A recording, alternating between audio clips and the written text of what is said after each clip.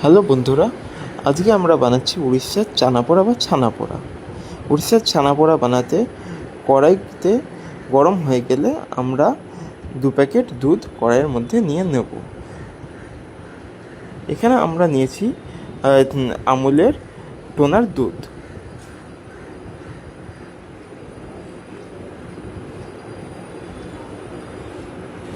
দুধটা গরম হয়ে গেলে তার মধ্যে ভিনেগার দিলাম। আপনারা ভিনেগারের জায়গায় পাতিলেবুও ব্যবহার করতে পারেন ছানাটা তৈরি করার জন্য।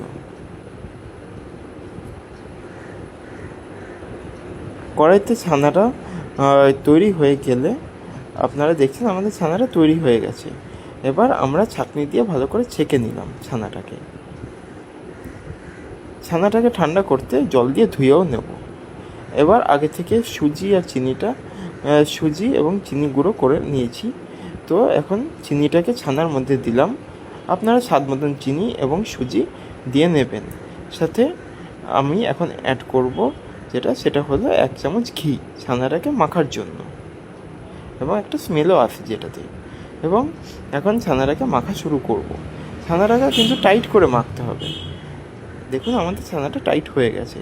এবার কলা পাতায় 1 চামচ ঘি নিয়ে ভালো করে মাখিয়ে নেব, এবং কলা পাতাটাকে বাটির মধ্যে ভালো করে বসিয়ে নিয়ে টাইট করে মাখা ছানাটা আমরা দিয়ে দিলাম মাঝখানে। এখন কড়াইতে নুন দিয়ে নিলাম। নুন দিয়ে এবার ছানাযুক্ত বাটিটা কড়াইয়ের মধ্যে বসিয়ে চাপা দিয়ে দিলাম। একবার চেক করে নিলাম ছানাটা হয়েছে নাকি।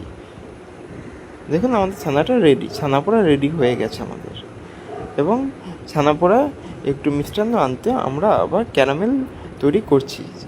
গরম কড়াইতে চিনি দিয়ে একটু জল দিয়ে ক্যারামেল তৈরি করছি। ক্যারামেল তৈরি হয়ে গেছে আমাদের, এবং আমরা ছানাপোড়ার ওপর দিয়ে দিলাম। আমাদের ছানাপোড়া রেডি খাবার জন্য। এবার গার্নিশিংয়ের জন্য আপনারা যদি চান সেক্ষেত্রে আপনারা আমন্ড এবং কিশমিশও অ্যাড করে দিতে পারেন আমাদের মতন। আমাদের ছানাপোড়া রেডি। উড়িষ্যার এই মাসেই আমাদের জগন্নাথ দেবের পুজো, রথযাত্রা। তো এই ছানাপোড়া আপনারা নিজেদের বাড়িতে বানিয়ে খেতে পারেন। Thank you.